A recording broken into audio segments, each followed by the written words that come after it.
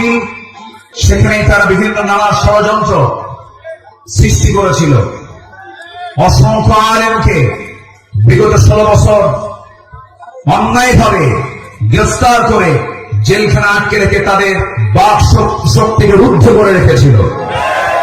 সম্মানিত ভাইয়েরা, বলি আলহামদুলিল্লাহ। এই মুহূর্তের শুরুতে এই তাফসীরের এই প্ল্যাটফর্মে বসে যার কথা বারবার হৃদয়ে বারবার উঁকি মারছে, তিনি হচ্ছেন কিংবদন্তি শহীদ আল্লামা দেলোয়ার হোসেন সাঈদ রাহিমাহুল্লাহ। সম্মানিত ভাইয়েরা, 2009 সাল আমার জীবনের প্রথম হজ এবং 2009 সালে শহীদ আল্লামা দেলোয়ার হোসেন সাঈদী সাহেবের শেষ হজ। আরাফার ময়দান, মিনা, মুজদালিফায় বিভিন্ন জায়গায় একসঙ্গেই ছিলাম। এক পর্যায়ে আল্লামা সাঈদ রাহিমাহুল্লাহকে প্রশ্ন করা হলো, দেশে মামলা হচ্ছে, ট্রাইব্যুনাল গঠন হচ্ছে, হুজুর আপনার এই মুহূর্তে দেশে ফেরত না যাওয়াই ভালো, আপনি থেকে যান। উনি মুস্কি হাসি মেরে বললেন, আমার প্রিয় মাতৃভূমি, আমার দেশ বাংলাদেশ, আমার দেশের জনগণ মরবেতর জীবন যাপন করবে, কারারুদ্ধ থাকবে, জেল খাটবে, রক্ত ঝরাবে, আর সাঈদী পালিয়ে বেড়াবে, বিদেশে থাকবে, এমন শিক্ষা আমার রাসূল দেন না। তিনি জেলকে হামলা মামলাকে তোয়াক্কা না করে বীরের বেশে তিনি দেশে ফিরে এসেছেন। 2010 সালের 30 জুন তাকে অন্যায়ভাবে গ্রেফতার করা হয়। দীর্ঘ 13টা বছর অন্যায়ভাবে জেলখানায় আটকে রাখা হয়। এদেশের নির্যাতনের ইতিহাসে সবচাইতে রিমান্ডের সবচাইতে বেশি নির্যাতন করা হয়েছে আমাদের আল্লামাকে। সম্মানিত ভাইয়েরা, শুধু এটাই শেষ নয়, শেষ পর্যন্ত 2023 সালের 13ই আগস্ট চিকিৎসার নাম করে সেই জায়গা থেকে, জেলখানা থেকে জোর করে সেখান থেকে বের করে হসপিটালে তাকে ষড়যন্ত্রের মধ্য দিয়ে ইমাম আবু হানিফার ওই একই পদ্ধতিতে বিষ প্রয়োগের মধ্য দিয়ে পয়জনিং করে তাকে শহীদ করা হয়েছে। আমরা তাফসীর মাহফিলের এই প্ল্যাটফর্ম থেকে, তারই তৈরি করা এই ময়দান থেকে স্পষ্টভাবে জানান দিতে চাই, অবিলম্বে আল্লামা সাঈদীর খুনি হত্যাকারীদের চূড়ান্ত শাস্তি নিশ্চিত করা হোক। রাজি আছেন কারা কারা? হাত উঁচু করে দেখান মুসলমান।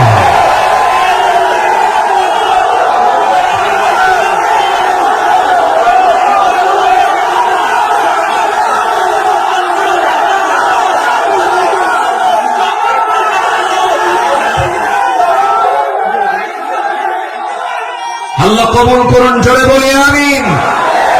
3 অপরাধের কোনো ক্ষমা নাই। কয়টা? 3 অপরাধের কোনো ক্ষমা নাই। নাম্বার 1 কতলুন নফস, যারা হত্যাকারী তাদের কোনো ক্ষমা হতে পারে না। নাম্বার 2 আশ-শাইখুজ জানি, যারা বুড়ো হওয়ার পরেও যারা জিনা করে তাদের কোনো ক্ষমা নাই। যারা দিন থেকে বের হয়ে যায় মুরতাদ, তাদের কোনো ক্ষমা নাই। সম্মানিত ভাইয়েরা, সম্মানিত বন্ধুগণ, আজকে এই উপস্থিতি প্রমাণ করে আগামীর দেশ কোরআনের দেশ, আগামীর দেশ ইসলামের দেশ। আল্লাহ কবুল করুন, জোরে বলে আমিন, আরো জোরে আমিন। আমার পরে আমাদের সবার কলিজার টুকরা মাজলুম দেশে থাকতে পারেন নাই, অনেক জুলুম তার উপর করা হয়েছে। ডক্টর মিজানুর রহমান আজহারি হাফিজাহুল্লাহ আসবেন। কোন আওয়াজ না করে মেহেরবানি করে যে যেখানে আছেন মনোযোগ দিয়ে আমরা কথাগুলো শুনবো। জোরে বলি ইনশাআল্লাহ। আমি আলোচনার সূচনায় কোরআনে কারীমের গুরুত্বপূর্ণ একটি সূরা, সূরাতুল আহজাব থেকে আমি 4টি আয়াতে কারীমা আমি তেলাওয়াত করেছি, যেখানে আমার নবীকে আল্লাহ তাআলা তার কিছু গুণগত দিক তুলে ধরেছেন। এই পৃথিবীতে যত নবী এসেছেন, সকল নবীর ভিতরে সবচেয়ে বেশি সম্মানিত নবী হচ্ছেন মুহাম্মদুর রাসূলুল্লাহ। জোরে বলুন মুহাম্মদুর রাসূলুল্লাহ। আল্লাহ তাআলা তার রাসূলকে নাম ধরে ডাকতে পারতেন, কিন্তু নাম করে ডাকেননি।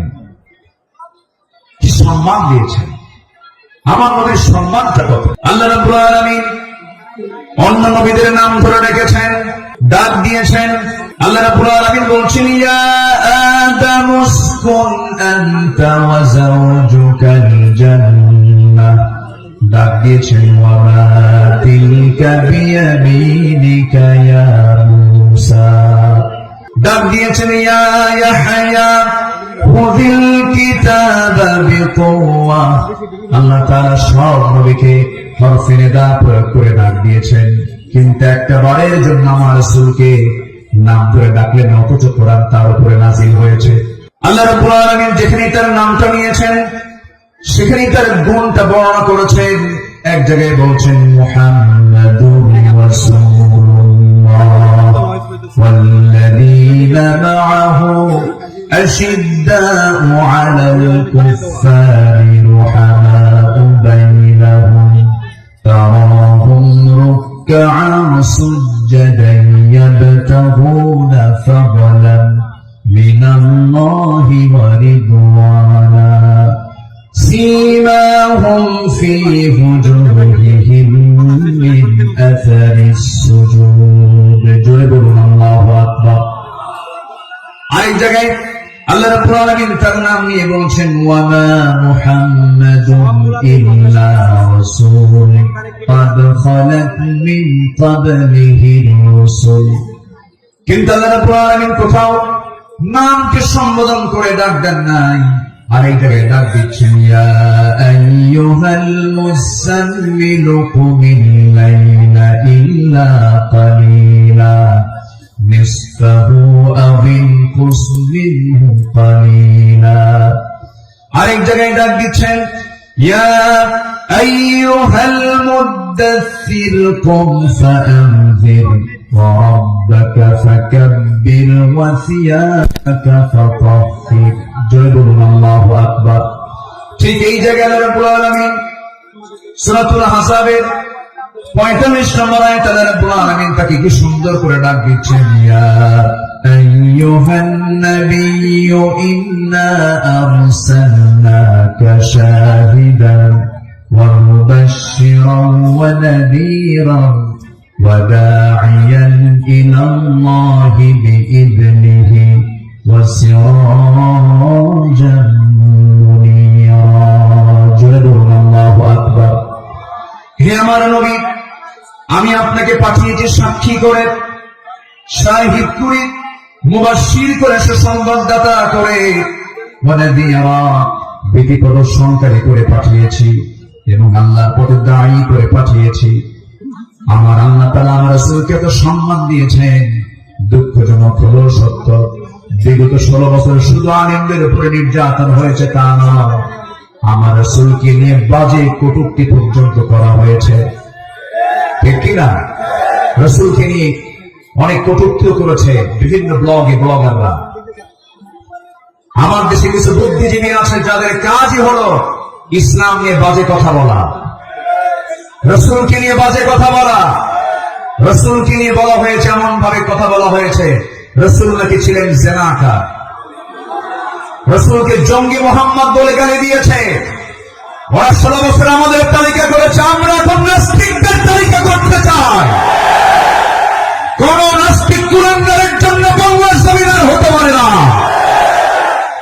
সম্মানিত ভাইরা, আল্লামা সাঈদীর ফাঁসির রায় দিয়ে এক কুলাঙ্গার বিচারপতি কিনা, হ্যাঁ মানে, হ্যাঁ 2 বছর আগে, বছর 2 আগে আমার নামেও তালিকা করেছিল, 116 জন আলেমের তালিকা করেছিল। 2 বছর পার হয় নাই, আল্লাহ তাআলা তার উপযুক্ত জবাব দিয়ে দিয়েছেন। ছাত্র বৈষম্য বিরোধী আন্দোলনে যারা অগ্রণী ভূমিকা পালন করেছেন তাদের জন্য দোয়া করতেই হয়। সম্মানিত ভাইয়েরা, এই পেকুয়ার মাটিতে চট্টগ্রাম বিভাগের প্রথম শহীদ হয়েছে এই চট্টগ্রামের এই পেকুয়ার সন্তান শহীদ অসীম। শহীদ অসীমের বাবা আছে কিনা জানি না, তাদের রক্তের বিনিময়ে, তাদের ত্যাগের বিনিময়ে এই বিজয় এসেছে। যুবকরা তোমরা কোন আদর্শ লালন করতে যাবে না। যুবকরা তোমরা বিজয় পেয়েছ, এই বিজয়কে ধরে রাখার জন্য একটা আদর্শ লালন করতে হবে, সেটা হচ্ছে মুহাম্মদ সাল্লাল্লাহু আলাইহি ওয়াসাল্লাম। তাহলেই সফল হবে। লাকাদ কানা লাকুম ফি রাসূলিল্লাহি উসওয়াতুন হাসানা লিমান কানা ইয়ারজু আল্লাহ ওয়াল ইয়াউমাল আখির ওয়া যাকারা আল্লাহ কাসীরা।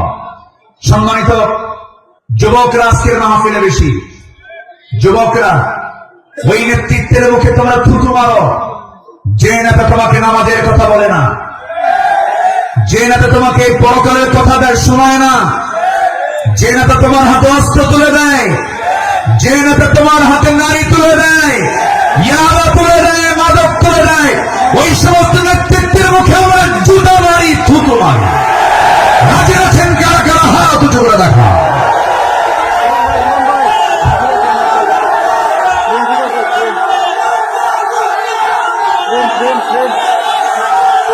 আল্লাহ কবুল করুন, জোরে বলি আল্লাহুম্মা আমিন। যুবকরা, তোমাদের হাতে আগামী বাংলাদেশ, নতুন বাংলাদেশ গড়ার জন্য কোন আদর্শ আমরা মানি না, আমরা মানি উসওয়া হাসানা, নবীর আদর্শ, নবীর আদর্শ, নবীর আদর্শ। আল্লাহ কবুল করুন, জোরে বলি আমিন। প্রত্যেক মাহফিলে টাইম সিলেকশন থাকে না, আজকের মাহফিলে টাইম সিলেকশন আছে। আমাকে খুব অল্প সময়ের মধ্যে হয়তো আমাকে শেষ করতে হবে, এই জন্য আমাকে সামারাইজ করে, সংক্ষিপ্ত করে কিছু কথা বলতে হচ্ছে। সম্মানিত ভাইয়েরা, সম্মানিত বন্ধুগণ, এই মাহফিলের এই প্ল্যাটফর্মে 16 বছর যারা এই কাজ করেছেন তাদেরকে ভালোভাবে মাহফিল করতে দেওয়া হয়নি। আমি আব্দুল্লাহ আমিন, আমাকে কত জায়গা থেকে মাহফিলের এই প্ল্যাটফর্ম থেকে, এই চেয়ার থেকে কতবার ধরে নিয়ে যাওয়া হয়েছে, এটার হিসাব আমার নাই। সাতক্ষীরায় গেলাম, খুলনায় গেলাম, পাবনাতে, পাবনার দারুল আমান ট্রাস্ট আল্লামা সাঈদীর শেষ মাহফিল ছিল 2010 সাল। এরপরে 2011, 12, 13, 14 এই কয়েক বছর মাহফিল কোন মতো করতে পারছি। এরপরে 2015 সালে সেই মাহফিল করতে গিয়ে আমাকে লক্ষ্য করে গুলি পর্যন্ত করা হয়েছে। সম্মানিত ভাইরা, এরকম করে তারা চেয়েছিল এই আওয়াজকে বন্ধ করতে, কিন্তু না, কোরআনের আওয়াজ যারা বন্ধ করতে চেয়েছে তাদের আওয়াজই বন্ধ হয়ে গেছে। তারা কি আছে? আলেমরা পালায়, আসতে পারে, আলেমরা পালায়, পালায় কারা? আমাদেরকে যারা রাজাকার বলে গালি দিয়েছে, পাকিস্তানি রাজাকার বলেছে, আমরা কেউ পাকিস্তান যাই নাই, দিল্লি রাজাকার সব দিল্লি গিয়ে বসে আছে। সম্মানিত ভাইয়েরা, তাহলে আমাদের আদর্শ, আমাদের চেতনা, আমাদের মূল নেতা একজন, তিনি হচ্ছেন মুহাম্মাদুর রাসূলুল্লাহ। মুহাম্মাদুর রাসূলুল্লাহ, রাসূলকে আমরা মানব এক জায়গায় না সব জায়গায়? আসতে বলবেন না, এক জায়গায় না সব জায়গায়।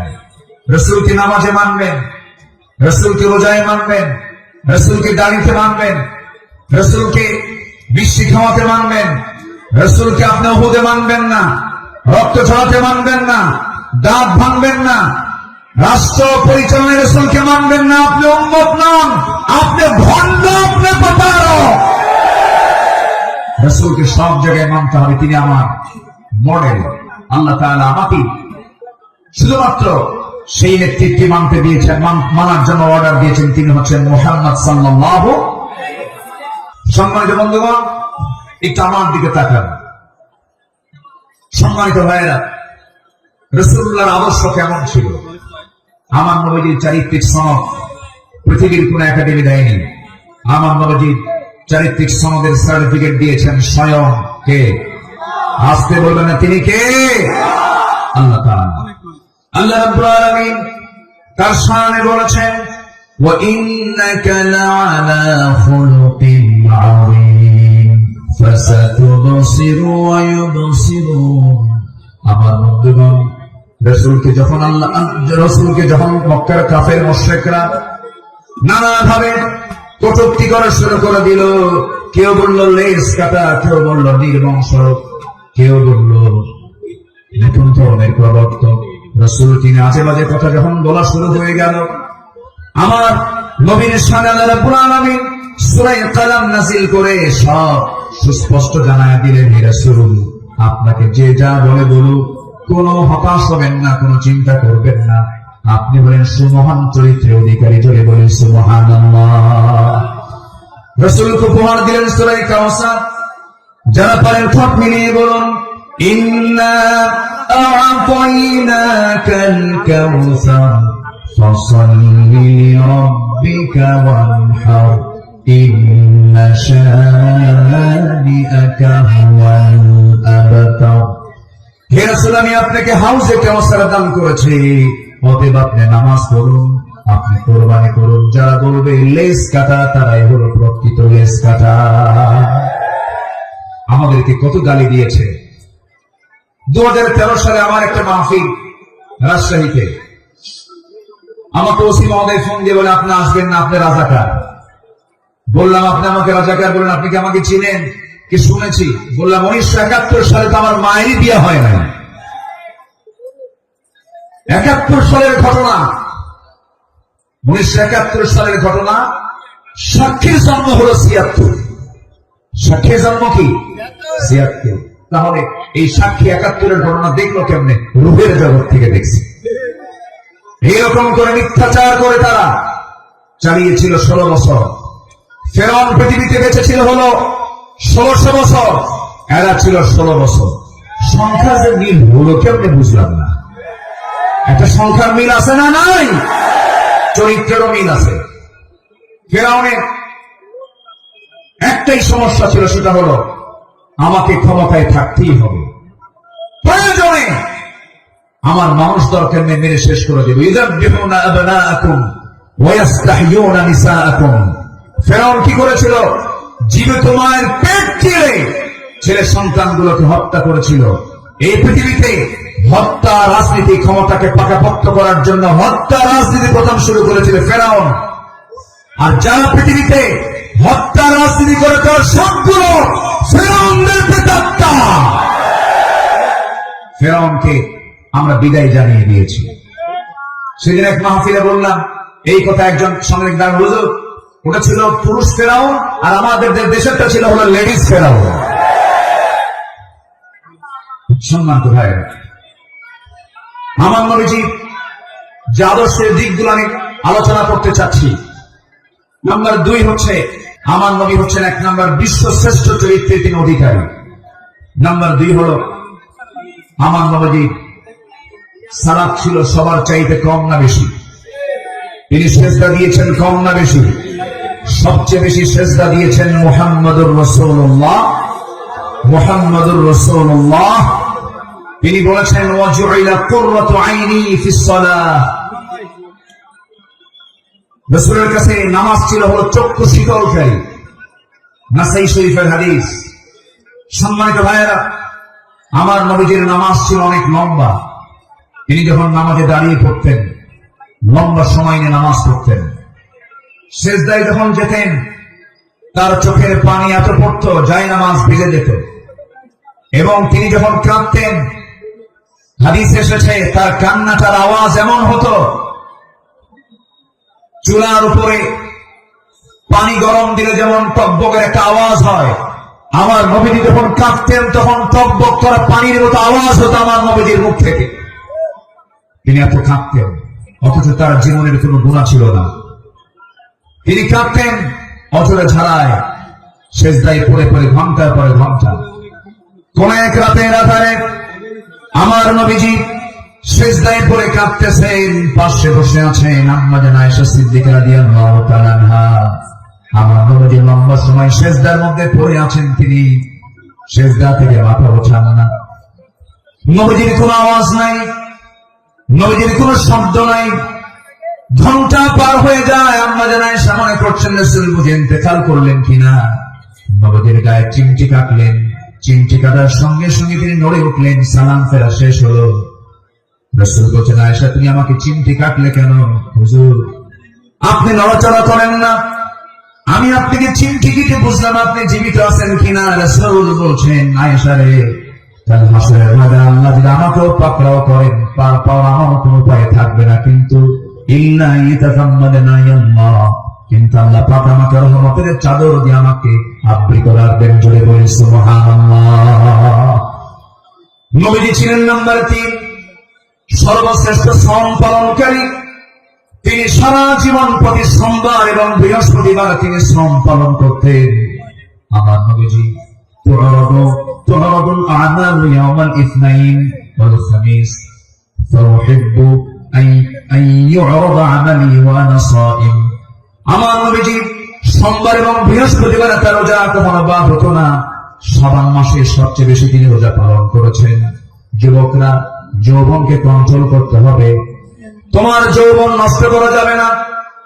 তোমার চরিত্র সাইয়েদনা ইউসুফের মতো হতে হবে। আগামীর নেতৃত্ব দিতে গেলে বিবাহ পূর্ব কোনো বৈধ রিলেশন করা যাবে না, নোংরামি করা যাবে না। কিছু যুবক আছে দেখতে পাবে গার্লস স্কুলের সামনে যায় কিছু যুবক আছে এতিমের মতো বসে থাকে। আছে না? কিছু আছে না? নাই? এতিমের মতো বসে থাকে, বাপও নাই মাও নাই। না, তোমার এগুলো করা যাবে না। তোমার সামনে বহু কাজ পড়ে আছে। আলিয়া তোমাকে ডাকবে, লাইলি তোমাকে ডাকবে। সাইয়েদনা ইউসুফের চরিত্র নিয়ে রাজুলুন ইযা দাআতহু ইমরাতান যাত হাসাবিন ওয়া জামালিন ইন্নী আখাফুল্লাহ। যখন তোমাকে কোন সুন্দরী নারী যখন প্রেমের প্রস্তাব দেবে, কুপ্রস্তাব দেবে, তুমি বলে ফেলবে আমি কাকে ভয় করি? আল্লাহকে ভয় করি। এই চরিত্র নিয়ে তোমাকে এগোতে হবে। তোমার যৌবনকে কন্ট্রোল করার জন্য যদি কষ্ট হয় তোমার খুব বেশি, প্রয়োজনে রোজা রেখে দেবে। বলেছেন মুহাম্মদ সাল্লাল্লাহু আলাইহি ওয়াসাল্লাম, চরিত্রকে ধ্বংস করা যাবে না। ইউরোপ আমেরিকার সবচেয়ে বড় ষড়যন্ত্র হলো মুসলিম সমাজকে উলঙ্গ করে ঘর থেকে বের করে দেওয়া। অ্যাটম বোম যতটুকু না ক্ষতিকর, তার চাইতে বড় ক্ষতিকর হলো আমেরিকার হলিউড, ভারতের বলিউড। যুবকরা, ওই সমস্ত নোংরামি তোমার জীবনে আনা যাবে না। তোমার মাথার চুল থেকে শুরু করে নিয়ে পা পর্যন্ত প্রত্যেকটা জায়গায় থাকতে হবে নবীর আদর্শ। কিসের আদর্শ? নবীর আদর্শ। মাথার চুল ইদানিং দেখা যায় মাথার চুলগুলো কাটে কেমন করে জানি, দুই দিকে চুল নাই, পিছনেও চুল নাই, একেবারে চামড়া বের করা, মাথার উপরে গোল কইরা একদম নারিকেল জিনজিরা। আছে না নাই? আছে না নাই? একদম গোল করে রেখে দেয়। যখন বলা হয় এই ছেলে তুমি যে মাথার চুলটা এরকম করে রাখছে, এই মডেলটা পাইছে কোথায়? হুজুর বুঝবেন না। মেসি। তুমি কে? নেইমার। তুমি কে? কুত্তা। কারণ নেইমার মেসিরা তো কুত্তা নিয়ে শুয়ে থাকে, ঠিক কিনা? ওরা কুকুর নিয়ে শুয়ে থাকে। তা তোমার আদর্শ নয়। শার্টের সাইজ নাই, প্যান্টের সাইজ নাই, নতুন প্যান্ট কিনে আনে হাঁটু ফাটা।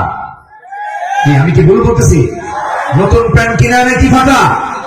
হাঁটু ফাটা, হাঁটুতে কাপড় নাই। ওই পোশাক পরে কি নামাজ হবে? আজকে বলো, ওই পোশাক পরে কি নামাজ হবে? হবে না। নামাজ হতে হলে আগে সতর্ক থাকতে হবে।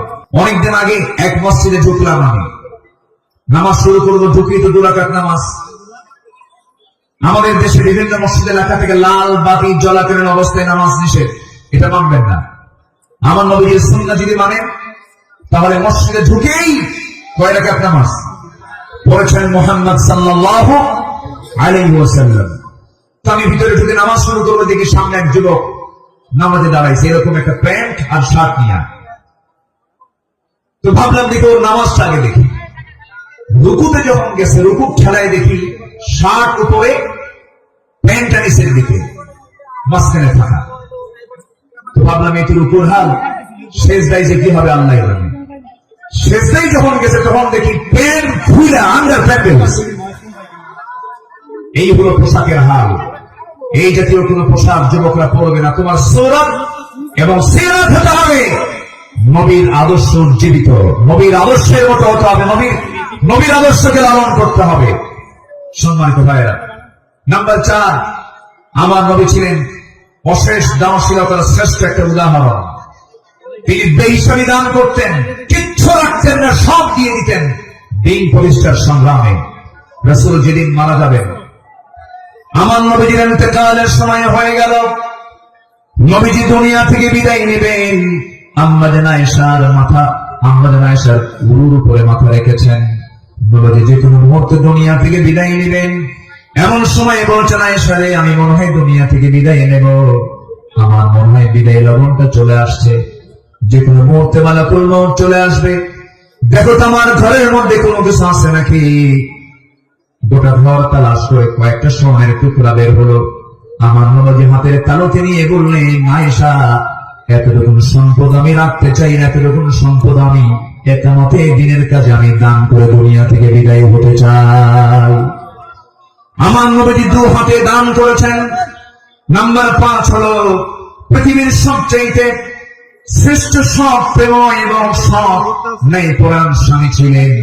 আম্মা জান আয়েশা বলেন, রাসূল আমাকে এত পরিমাণ ভালোবেসেছেন, রাসূল বলেছেন, শরীর খাওয়া যেমন শ্রেষ্ঠ, আমার স্ত্রী হলো সবার মধ্যে শ্রেষ্ঠ। আমি আয়েশাকে দারুণ ভালোবাসি।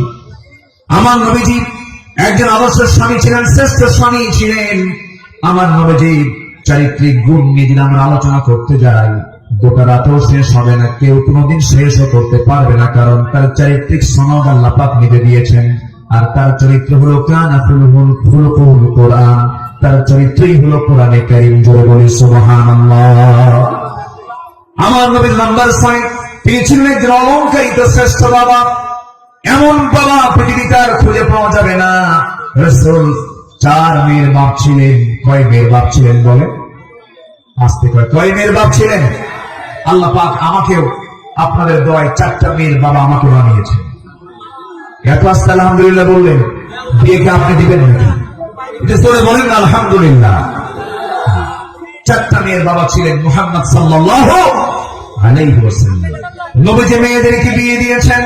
সাইয়েদনা ওসমানকে মেয়ে দিয়েছেন, আবার সাইয়েদনা আলীকেও মেয়ে দিয়েছেন।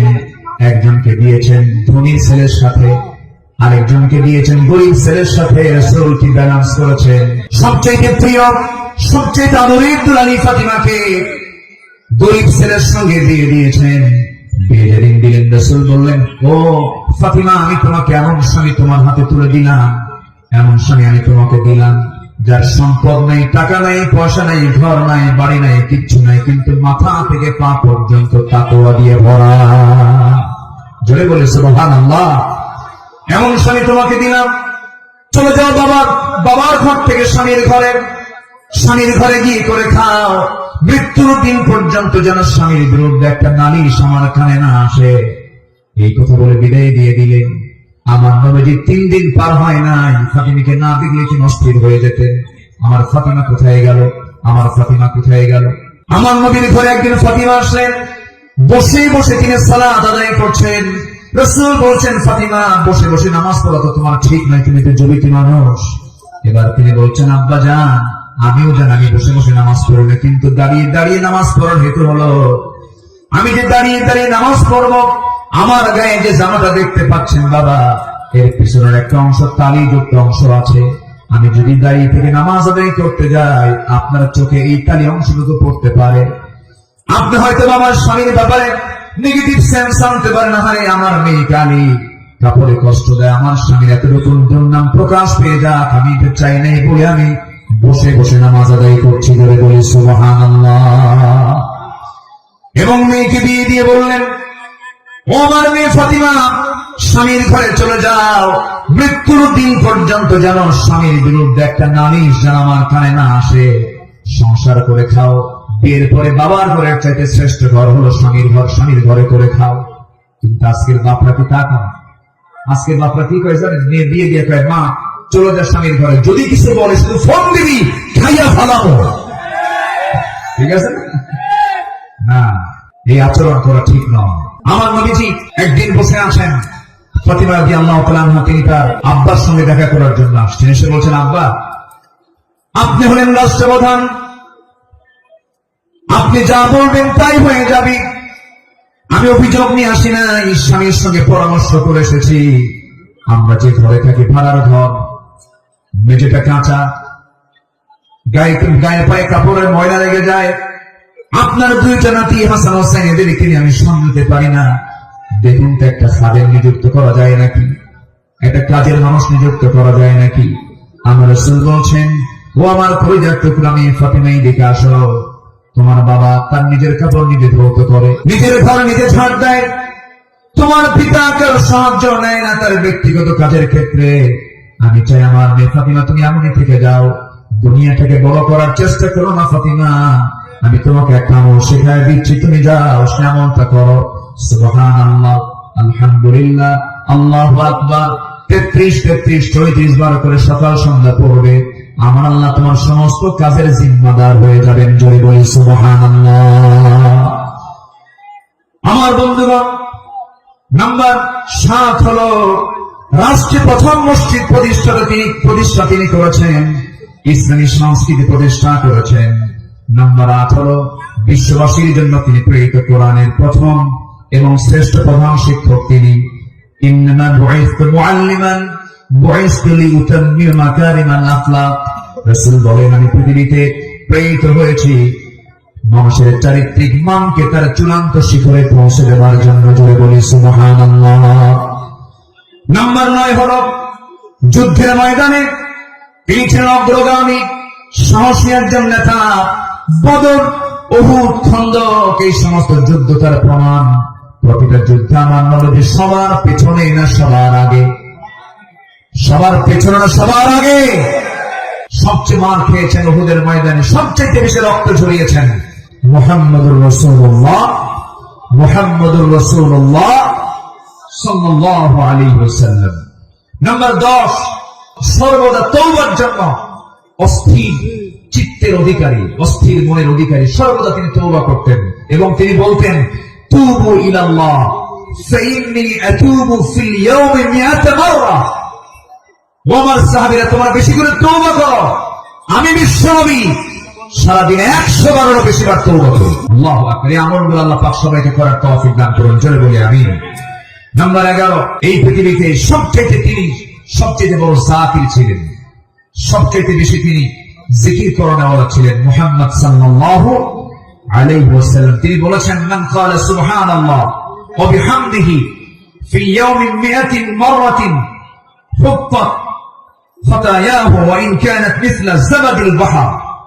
অর্থাৎ যদি কেউ 100 বার সুবহানাল্লাহ ওয়া বিহামদিহি এটা যদি বলতে পারে, তাহলে সমুদ্রের ফেনা পরিমাণও যদি গুনাহ হয়, সেই গুনাহ আল্লাহ পাক তার জীবন থেকে সাফ করে দিবেন। রাসূল তার জিহ্বা সর্বক্ষণ কার জিকিরে ব্যস্ত থাকতো? আজকে ওনারা কার জিকিরে ব্যস্ত থাকতো? আল্লাহর জিকিরে। নাম্বার 12 হলো ধৈর্যশীলতার জীবন্ত উদাহরণ ছিলেন মুহাম্মদুর রাসূলুল্লাহ সাল্লাল্লাহু আলাইহি সাল্লাম। ধৈর্য কাকে বলে, ধৈর্য কি, তার বাস্তব প্রমাণ হচ্ছেন মুহাম্মদ সাল্লাল্লাহু আলাইহি ওয়াসাল্লাম। বক্তরে 13টা বছর তিনি মার খেয়েছেন, কত নির্যাতন সহ্য করেছেন, কত অত্যাচার তিনি সহ্য করেছেন। বক্তরে 13 বছরের সাহাবা কিরামকে মেরে মেরে রক্তাক্ত করেছে, খাব্বাবকে মেরে জ্বলন্ত অঙ্গার পিঠের মধ্যে ঢুকে গেছে, চর্বি দিয়ে অঙ্গার নিভে গেছে, তবুও তাদের মুখ থেকে একবারের জন্য বাদ যায়নি লা ইলাহা ইল্লাল্লাহ। কি ধৈর্যশীলতার তিনি পিরামিড ছিলেন, ধৈর্যের এক পিরামিড ছিলেন মুহাম্মদ সাল্লাল্লাহু আলাইহি ওয়াসাল্লাম। মক্কার মাটিতে নির্যাতন করা হয়েছে, সাহাবায়ে কেরামদের উপর অমানবিক পাশবিক অত্যাচার করা হয়েছে, কিন্তু এক চুল পরিমাণ তারা মরেন নাই। বেলালের কথা কে না জানেন, সুমাইয়ার কথা কে না জানেন, ইয়াসার পরিবারের কথা কে না জানেন। এই সমস্ত সাহাবায়ে কেরামের রক্তদানের মধ্য দিয়ে দিন কায়েম হয়েছে। সম্মানিত ভাইয়েরা, দিন কায়েমের জন্য যদি ধৈর্যের পরিচয় দিয়ে 13 বছর মক্কায় মার খেয়ে মদিনার 10 বছরে যদি সাহাবায়ে কেরামের জীবন দিতে হয়, আমার নবীজির দামদান মোবারক শহীদ করতে হয়, কোমর যদি হারাতে হয়, আমার নবীজির মাথা থেকে পা পর্যন্ত অসংখ্য আঘাতের চিহ্ন যদি বহন করতে হয় নবীজির জীবন থেকে, সেই দিন কায়েমের জন্য আগামীর বাংলাদেশ আমরা দিন প্রতিষ্ঠার জন্য যদি আমাদের রক্ত দিতে হয়, জীবন দিতে হয়, সেই নবীর পন্থায় কি জান মাল কোরবান দিতে রাজি আছেন? রাজি আছেন কারা কারা? হাত উঁচু করে আল্লাহকে সাক্ষী রেখে দেখায় দেয়।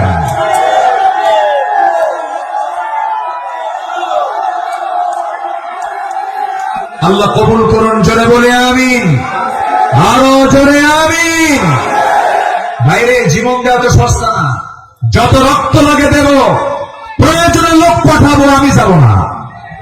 এই চরিত্রের মুনাফিক আমার দেশে আছে না নয়? আবু সাইদরা জীবন দেয়, আমার দেশের কিছু মুফতিরা ফতোয়া দেয়, ও তো শহীদ হয় নাই। আবু সাইদরা জীবন দেয়, শহীদ অসীমরা জীবন দেয়, আমার দেশের কিছু ফতুয়া সন্ত্রাস, এগুলো ফতুয়া সন্ত্রাস, এরা ফতুয়া দেয় নাকি শহীদ হয় নাই। তুমি কোন কিছু করছো? আমার দেশে 16 বছর অনেক ওলামা, অনেক আলেম আমার দেশে অবস্থান করছেন, এখনো আছেন। বিগত 16 বছর তাদের উপরে একটা মামলা তো দূরের কথা, একটা আচরণ গায়ে লাগে নাই। দেশ যখন পট পরিবর্তন হয়েছে, চোরের মায়ের বড় গলা। মুনাফিক চেনা যায় নামাজে নয়, মুনাফিক চেনা যায় রোজায় নয়, মুনাফিক চেনা যায় সূরাতে নয়, মুনাফিক চেনা যায় হলো ময়দানে, মাঠে, জিহাদের প্রান্তরে।